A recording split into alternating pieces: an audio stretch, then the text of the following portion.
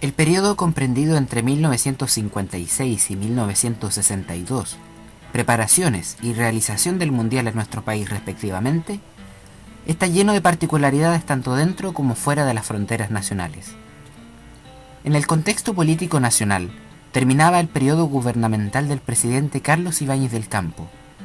Ya para 1958, el país elegía al candidato independiente Jorge Alessandri Rodríguez, que apoyado por la derecha gobernará hasta 1964. Se daba también inicio a la política de los 3/3, que otorgaría las directrices durante las próximas 2 elecciones presidenciales. Jorge Alessandri ha sido uno de los presidentes con más bajo perfil, que con un corte muy liberal e industrializador se propuso darle al país el impulso que necesitaba. Internacionalmente, los movimientos guerrilleros de la política tenían su punto de inicio. Siguiendo el ejemplo cubano liderado por Fidel Castro y Ernesto Guevara, se iniciaban corrientes de este tipo en Nicaragua, Guatemala, Uruguay y Colombia. La Guerra Fría se hallaba en su apogeo, produciéndose en 1962 la crisis de los misiles, que casi provocó un nuevo conflicto internacional. En el contexto económico del país, el desarrollo de la misión Klein-Sachs diagnosticó una alta demanda de bienes ante una escasa oferta, un excesivo gasto público y muchas restricciones estatales al desarrollo del libre comercio. Esto se contrarrestó realizando aumentos salariales, reduciendo el gasto fiscal y disminuyendo la intervención estatal en los precios, así como también expandiendo las exportaciones. Se realizó también el nuevo trato del cobre, que traería por un periodo muy breve buenos ingresos para las arcas nacionales. Aunque no todas las medidas del proyecto se concretaron plenamente, la inflación bajó de un 83% a un 17%. Internacionalmente se notaban los aires del intervencionismo estadounidense en América Latina, especialmente por la implementación de la Alianza para el Progreso, que destinaba $20.000 millones para apoyar económicamente a los países del continente. En el contexto social del país, distintas huelgas amenazaban, especialmente las de Santiago, que concluirían incluso con individuos muertos. Sin embargo, el país crecía. Los inscritos en la educación pública superaban los 800.000 en la primaria y secundaria y 11.000 en la educación superior. Comienzan a aparecer más automóviles y buses, y la televisión se hace presente al inicio del Mundial. Y evita irritaciones, la crema fecular. En ese tiempo la televisión recién estaba llegando a Chile y las instituciones eran, por los costos que tenía un televisor, las instituciones eran las que compraban equipos de televisión y cobraban una entrada. Recuerdo que en ese tiempo lo veíamos en los cuerpos de bomberos, que eran instituciones que habían comprado televisores de 20 y tantas pulgadas y ahí pagaban una entrada y íbamos a ver los partidos. Nos juntábamos en la calle, en las casas de los vecinos, miraban por las ventanas, porque en esa época la televisión estaba recién saliendo en el país de Chile. Entonces eran muy poquitos los que tenían televisor, contadito con los dedos. Llega también el primer computador al país, un IBM con 4 kilobytes de capacidad. Internacionalmente, la primacía del populismo y la sociedad de masas tenían su apogeo. Tiene también su punto de inicio en la carrera espacial, con la URSS lanzando en 1957 el satélite Sputnik 1. Los medios de comunicación masivos como la radio y la televisión, junto al periódico, comienzan a crear una red mundial de comunicaciones simultáneas. Se acuña por primera vez el concepto de interconexión humana planetaria. La tecnología comienza a desarrollarse y todo indica nuevos tiempos. Destacan también los movimientos juveniles de contracultura, los que tendrán su punto de inicio en la década de los 60. Conseguir la realización de la Copa Mundial en nuestro país no fue sencillo. Argentina, con mayor capacidad en sus estadios y un panorama más desarrollado en torno al deporte, también aspiraba a ser el anfitrión. Chile enviaría una comisión al Congreso de la FIFA, la cual fue liderada por Carlos Dittborn y Juan Pinto Durán. Luego de recorrer diversos países convenciendo a las asociaciones de la capacidad de nuestro país, en la última reunión de comisionados la situación no se veía para nada positiva. Argentina atraía los votos con gran poder de convencimiento.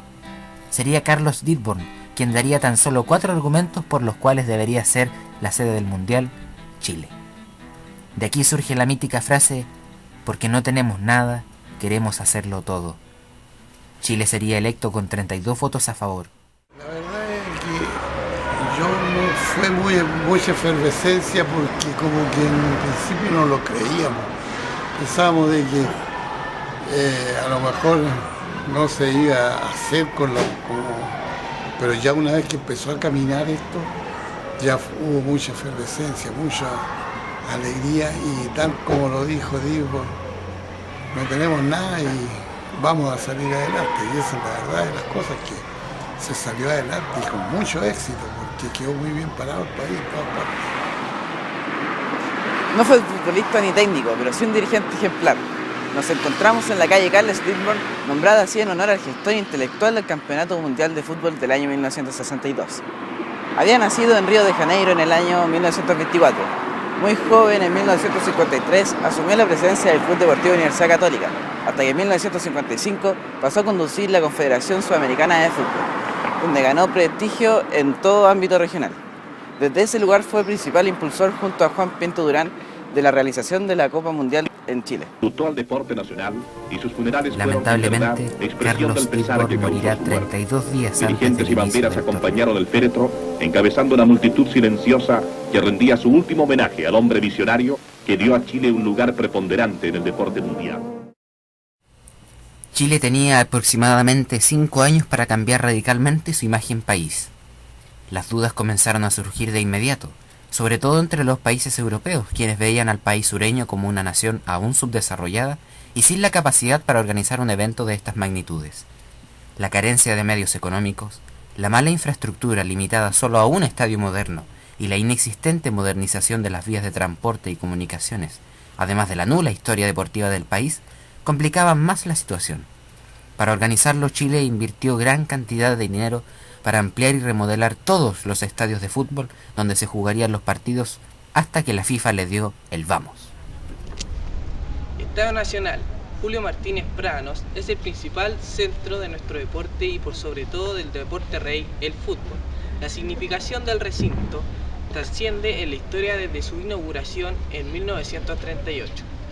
A comienzos de los años 60, bajo el gobierno de Jorge Alessandri, comenzó la remodelación y ampliación del estadio para albergar la Copa Mundial de Fútbol Chile 62. El principal cambio que sufrió el recinto fue que el velódromo que rodeaba la cancha fue sustituido por galerías, aumentando con ello su capacidad original, superando las 95.000 personas. Declarado monumento histórico, desde el 11 de septiembre de 2003 fue nombrado como principal centro deportivo del país. Este elefante blanco, como lo apodaría Arturo Alessandri, presidente del país en aquella época, determinó la construcción del complejo a partir de una donación de terrenos privados. Fue, en su momento, el mejor estadio de Sudamérica. Albergó todas las disputas del Grupo B, más el partido del tercer lugar y la gran final. El impacto en el país hizo que los preparativos se iniciaran inmediatamente, y aún más rápido con el posterior apoyo entregado por parte del presidente Jorge Alessandri. Los planes para modernizar gran parte del país, especialmente en cuanto a transportes y telecomunicaciones, avanzaban velozmente. Sin embargo, todo cambió en mayo de 1960 con el terremoto de Valdivia, que arrasó con todas las ciudades al sur de Talca. Para evitar la cancelación, diversas federaciones de fútbol colaboraron con el comité organizador y la FIFA entregó una donación de $20.000 de la época. Internacionalmente, este acontecimiento sorprendió a muchos. Argentina y Alemania Federal, principales aspirantes a actuar de anfitriones, no podían creer la valerosa decisión de Chile de no desistir de ser los dueños de casa para el torneo. La selección chilena del 62 es reconocida por su logro, ya que es el mejor puesto que ha alcanzado nuestra patria en un mundial hasta el día de hoy. Participaron 3 arqueros, 8 defensas, 5 volantes y 6 delanteros, que suman un total de 22 convocados. El director técnico de la escuadra era el chileno Fernando Riera, que luego de un exitoso paso por Francia, dirigiría al plantel durante todo el mundial. Base para la selección chilena fue el denominado ballet azul, aunque a algunos les moleste. 5 de los 11 jugadores de la formación primera para el Mundial provenían del equipo Universitario Laico y 8 en medio de los 22. El capitán Jaime Ramírez, el propio Leonel Sánchez, Sergio Navarro y Carlos Contreras, entre otros, serían piezas clave en el desarrollo del equipo. Para la década del 60 conseguirían 6 títulos, lo que demuestra la notable calidad de jugadores con las que contaba nuestro país. A nivel latinoamericano, este equipo fue considerado uno de los grandes, junto al Santos de Pelé. El primer partido del Grupo B, donde se encontraría nuestro país, concluiría 3-1 a nuestro favor con doblete de Leonel Sánchez y uno más del delantero capitán Jaime Ramírez.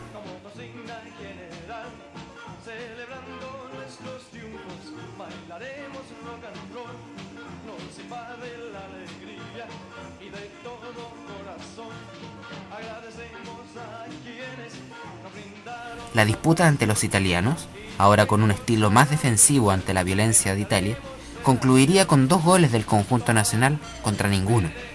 El encuentro, dada la violencia de los europeos, fue llamado internacionalmente como la Batalla de Santiago.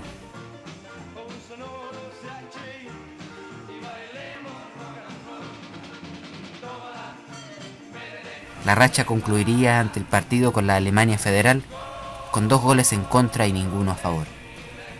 La selección chilena llegaba a cuartos de final a enfrentarse con la Unión Soviética, pero esta vez en Arica. Con 2 goles a favor y 1 en contra, Chile avanzaba a semifinales.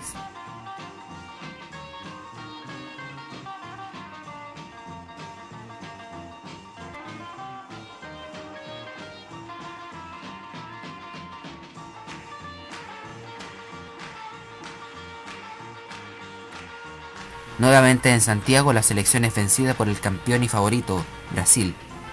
El marcador terminó 4-2 con derrota chilena, sin posibilidad ya de alcanzar el título mundial.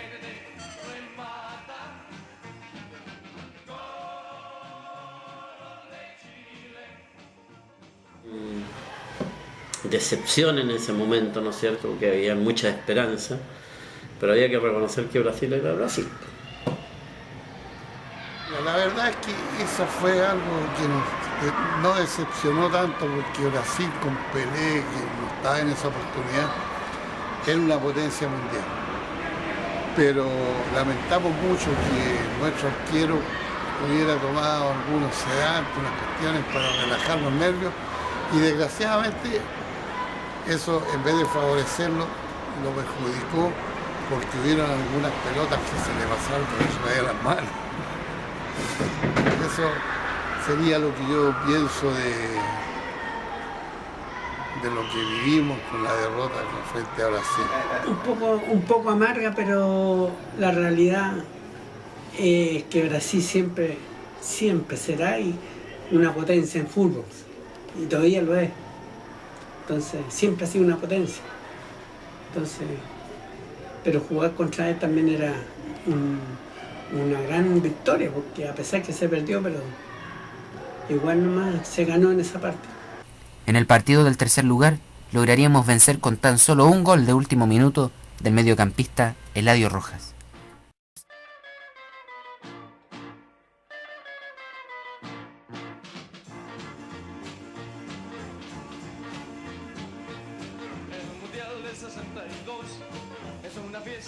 ¿Cómo era la actitud del país cuando Chile ganaba, cuando Chile entraba a la cancha? De mucha efervescencia, mucha alegría. Se cantaba mucho el rol del mundial, en todas las emisoras y en todas partes. Había mucha alegría. Se vivió pero intensamente en el año 62, con un buen equipo que teníamos, con Fernando Rivera a la cabeza. Los jugadores destacados de la competición son 3 europeos y 3 sudamericanos. Florian Albert de Hungría, Valentín Ivanov de la Unión Soviética, Drazen Jerkovic de Yugoslavia, Garrincha y Bava de Brasil. De la escuadra nacional destacan el defensa Raúl Sánchez, el volante Jorge Toro, el puntero izquierdo Leonel Sánchez, el mediocampista Eladio Rojas y el lateral izquierdo Luis Eizaguirre. Más allá de todos los conflictos y de la violencia del Mundial, la noble tarea llevada a cabo por nuestro país también tendría su recompensa. La selección chilena alcanza el tercer lugar. Una Checoslovaquia que sorprendía a todos disputaba la final contra el poderoso Brasil. Sin embargo, no lograría sobreponerse. Brasil alcanzará en este mundial su segunda copa, dejando a Checoslovaquia en el no menos importante segundo lugar.